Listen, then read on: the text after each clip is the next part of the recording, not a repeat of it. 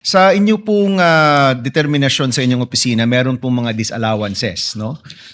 Tungkol po sa kategorya ng mga gastos, kung sino po yung nag-disburse.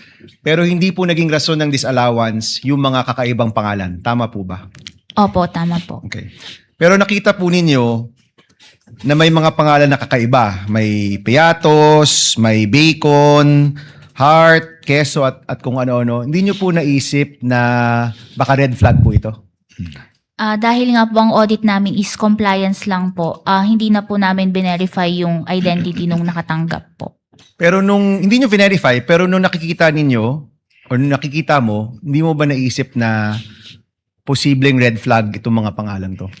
We presume po kasi regularity kasi po merong certification under oath yung SDO. This was used for the confidential operations of the agency and these are necessary and for legal purpose po yung naging paggastos ng confidential fund. Okay, so nag-consult na kasi yung iba naming abogado kay former Commissioner Heidi Mendoza.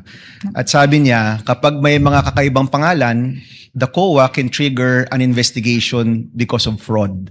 So hindi nyo po ginawa yun, no? Walang usapin ng investigation because of fraud. Yung sa fraud audit po kasi, pinag-aaral, yung possibility po, pinag-aaralan pa kasi kung magpo-fraud audit po, this is the first time and yung documents po, yung transactions involving the OBP and DepEd po, contains voluminous documents na with sensitive information na pag naibigay po sa ibang opisina, baka po magiging exposed siya. Okay, so ulitin ko So hindi kayo nag-trigger ng investigation of fraud or nag-trigger kayo? Wala pa po, pinag-aaralan pa po with the chairperson. Pinag-aaralan. So it's possible na magkaroon pa ng investigation due to fraud? Opo, gaya po ng sinasabi ko, pinag-aaralan pa lang po at kung kinakailangan po, pwede pong mag-fraud audit po. Okay, let me ask about what is fraud, no? Ano yung fraudulent? Yung paggamit ba ng alias ay fraudulent? Ito ba'y bawal or illegal? Doon po sa joint circular, silent po kasi ang joint circular as to the use of alias po.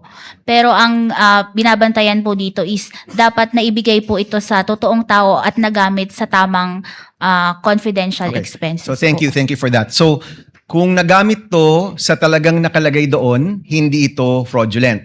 Pero kung ito'y hindi naman nagamit doon sa nakalagay at kunyari nabulsa lang, fraudulent yon. Correct, no? Opo, tama Okay. po. Kung so yung bawat isang pangalan, dapat ba merong ring 1:1 na totoong tao sa likod nun? Or pwede kunyari may alokasyon ng 10 million tapos hinati-hati sa tagti 300,000 pero isang tao lang talaga yon. Yun po ba fraudulent? Ang kwan ko po dun is isang tao lang yung nakatanggap based dun sa acknowledgement receipt po na yun. Okay. So sa inyo pong professional opinion, kailangan po yung bawat AR ay may katumbas na totoong tao kung yun man ang kanyang pangalan o meron siyang totoong pangalan.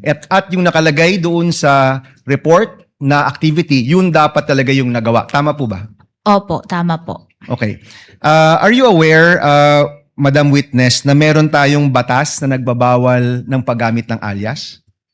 Hindi po ako familiar dun sa law. Okay. There is a law actually, RA 6085, na nagbabawal ng paggamit ng alias at nais na naming alamin kung ito ba'y pertinent dito sa usapin ng confidential and intelligence funds at aalamin po namin yan. Maybe for the second round. Maraming salamat, Madam Witness. Thank you, Senator Judge Aquino. Senator Judge Erwin Tulfo.